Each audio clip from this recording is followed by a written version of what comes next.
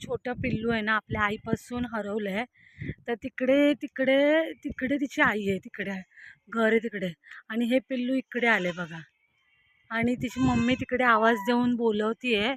मग त्याच्या दिशेने ती आपल्या आईला शोधते बघा. मुक जनावर पण किती हुशार असते ना बघा. बकरीचा आवाज काढून ना दिशा दाखवतोय.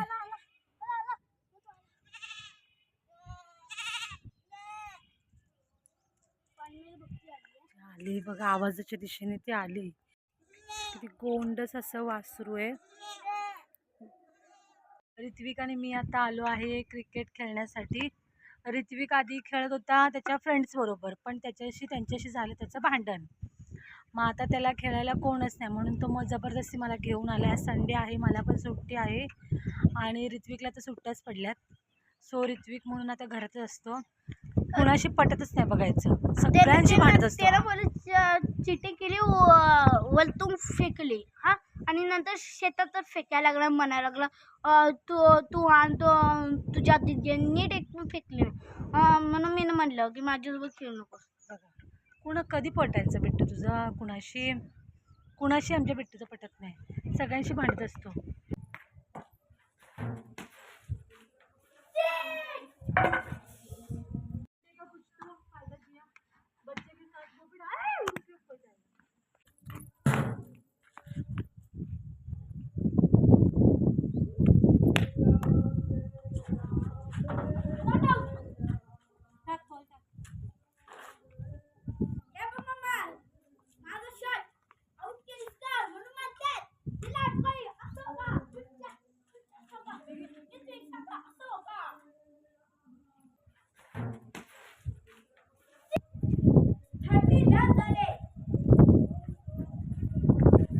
बाळूमामाची बकरी आले, सारखी येत असतात.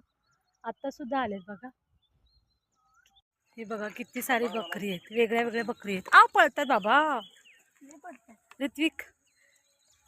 ऋत्विकला कुठली बकरी आवडली? कुठल्या गावाला राहता तुम्ही? इथलेच आहात? आता घरी घरला जात नाहीत, माळ रानावर राहतंय. शेत जेवण वगैरे आता बनवून आणलंय तुम्ही? हा हा हा.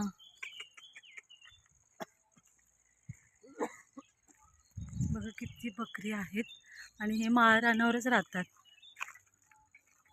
बकरी ना तिथे पुढे कुठलं तरी शेत आहे, तिकडे ती बकरी त्या शेतामध्ये बसवणार आहेत रात्रभर. बकरी बसवतात. अरे शेतामध्ये बकरी बसवतात म्हणजे बकऱ्यांचं म्हणजे असं जसं शेणखत कसं असतं शेतासाठी पूरक ठरतं, तसं बकऱ्यांचं पण ते जे शीट असतं शेतासाठी पूरक हे असते, खत असते. त्याच्यामुळे पीक चांगलं येतं. त्याच्यामुळे ते शेतामध्ये रात्रभर बसवतात. पण त्याचे पण ती लोक पैसे घेतात, फुकट बसवत नाही. त्याच्या एका रात्रीचे वगैरे त्यांचे काहीतरी चार्जेस असतात, ते घेतात ती लोक, माहिती आहे का. सूर्य मावळत आहे, खूप छान वातावरण आहे आणि आम्ही इकडे क्रिकेट खेळतोय. ऋत्विकने पळून पळून मला खूप दमवलं आहे. आणि इकडे संध्याकाळची लोक खूप चालायला येतात. खूप छान वातावरण आहे आमच्या इथे. टाईम अपच आहे बिट्टू. आता 6:30 वाजलेत. सूर्य पण मावळतीला आलाय बघा. आणि सगळे आता घरी परतायच्या मागे लागलेत. इथे ज्या गोठा आहे ना गाईंचा, तिथून आम्ही दूध घेतो. अगदी भेसळयुक्त दूध मिळतं चांगलं, तर इथून आम्ही दूध घेतो. तर आता त्यांनी धार काढली आहे का ते ऋत्विक विचारायला गेला आहे, म्हणजे दूध आम्हाला घेण्यासाठी. अरे केवढ्या मोठ्या मोठ्या गौराई थापल्यात व इथे. एवढं मोठ्या मोठ्या का थापल्या तिने? छोटे छोटे थापतात की खूप मोठे मोठे जाड जाड आहेत या. शेणी एवढ्या मोठ्या मोठ्या थापल्यात. आपली म्हणजे काही ठिकाणी त्याला गौराई म्हणतात, आपल्या इथे शेणी म्हणतात. पण हे शेणी खूप मोठ्या मोठ्या थापल्यात. मोठे थापायला का नाही, ते सुकत नाहीत लवकर. पण आता खूप ऊन आहे त्यामुळे सुकेल. त्यांनी ना म्हणजे वेळ वाचवण्यासाठी थापल्यात. बघ हे बघ, शेण पण इथे बघ किती पडले बघ. बघ माझं शेणखत तयार करणार.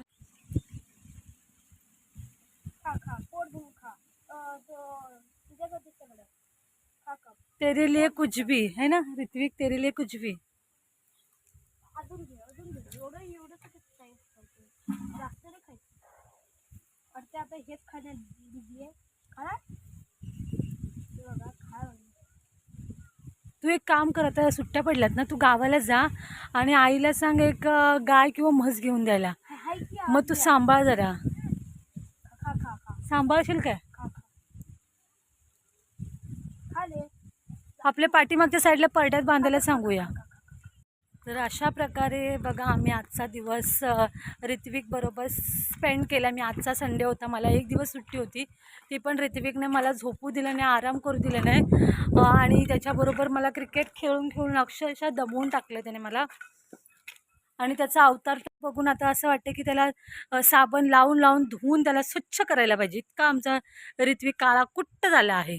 एक आठवड्याच्या सुट्टीनंतर बिफोर आणि आफ्टर असा डेमो द्यावा लागेल आमच्या ऋत्विकचा. ऋत्विक आईबरोबर भांडतोय कारण का ऋत्विक सांगतोय की मी दमून आलोय, खूप काम करून आलोय. आणि काय करून आलोय? क्रिकेट खेळून आलोय. आणि ही काय सांगा, आल्यापासून म्हणायला लागले काय कामाचं नाही, उगाच फिरून आला, काय केलं, काय करून आला, काय दाखल तिकडे ना. मी तर क्रिकेटवर पैसे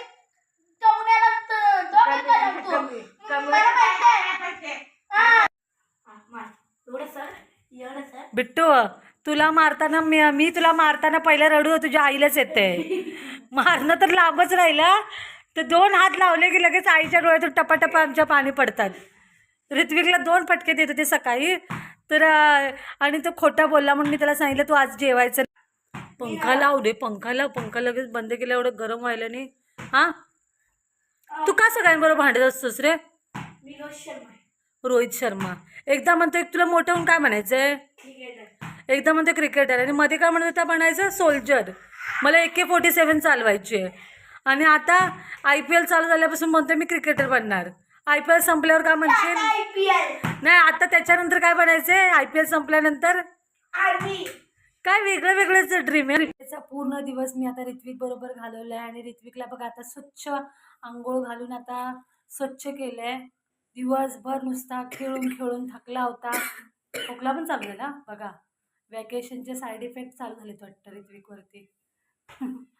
दिवसभर आज बॅट बॉल खेळत होता आणि दिवसभर खेळून खेळून आता दमलाय. आईबरोबर पण थोडंफार आता भांडण झालं त्याचं. आता त्याला आंघोळ घातली, आता स्वच्छ झाले आमचा ऋत्विक. तर अशा प्रकारे दिवस आमचा गेला. तर तुम्हाला आमचा आजचा व्हिडिओ आवडला असेल तर प्लीज आमच्या व्हिडिओला लाईक करा, कमेंट करा आणि शेअर करा आणि सबस्क्राईब करा. पुन्हा भेटू नेक्स्ट व्हिडिओमध्ये. Bye bye.